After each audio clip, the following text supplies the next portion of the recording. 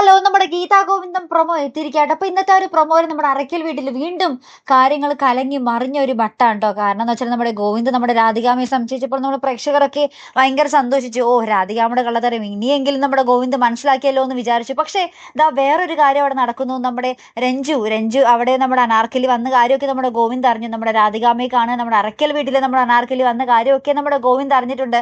അപ്പൊ ഗോവിന്ദ് പറയുന്നുണ്ട്, ഈ കാര്യങ്ങളൊക്കെ രഞ്ജു അറിഞ്ഞിട്ടും രഞ്ജു എന്നോട് അതേപറ്റി പറഞ്ഞില്ല.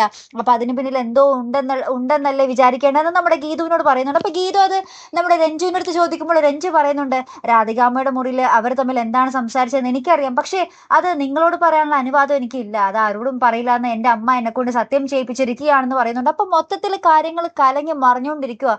ഉള്ള കാര്യങ്ങൾ തുറന്നു പറഞ്ഞാൽ നമ്മുടെ ഗോവിന്ദന് എളുപ്പത്തിൽ നമ്മുടെ രാധികാമ്മയുടെ സ്വഭാവം പിടികിട്ടുകയും ചെയ്യും, രാധികാമ്മയെ പുറത്താക്കാൻ പറ്റും. പക്ഷെ ഇപ്പോൾ നമ്മുടെ ഗോവിന്ദന്റെ അമ്മയെ സംശയിക്കും, രഞ്ജുവിനെയും സംശയിക്കും, എല്ലാവരും സംശയിക്കേണ്ട ഒരു പരുവത്തിലാക്കി വെച്ചു. അപ്പൊ എന്തായാലും അതിനുശേഷം നമുക്ക് കാണുവാൻ സാധിക്കും നമ്മുടെ വരുൺ നമ്മുടെ രേഖ ഇങ്ങനെ ഒരു ബാൽക്കണിയുടെ അരികത്ത് നിന്ന് ഇങ്ങനെ ഫോൺ ചെയ്യുമായിരിക്കും. അപ്പൊ നമ്മുടെ വരുണ് പെട്ടെന്ന് ഒരു ബുദ്ധി, ഓ, പ്രിയ വീണ് അപകടത്തിലായ പോലെ നമ്മുടെ രേഖയും വീഴ്ത്തി അപകടത്തിലാക്കാം, സാധാരണ പോലെ വീണതാണെന്ന് എല്ലാവരും വിചാരിച്ചോളൂ എന്നും പറഞ്ഞ് ഇങ്ങനെ പതുക്കെ പതുക്കെ ബാക്കി കൊടുപ്പ് ഇങ്ങനെ തള്ളിയിടാൻ വേണ്ടി ഇങ്ങനെ ശ്രമിക്കുക കേട്ടോ. പക്ഷെ വീഴത്തില്ലെന്ന് നമുക്കറിയാം. നമ്മുടെ ഗീതു അവിടെ പിന്നിൽ വരുന്നുണ്ട്.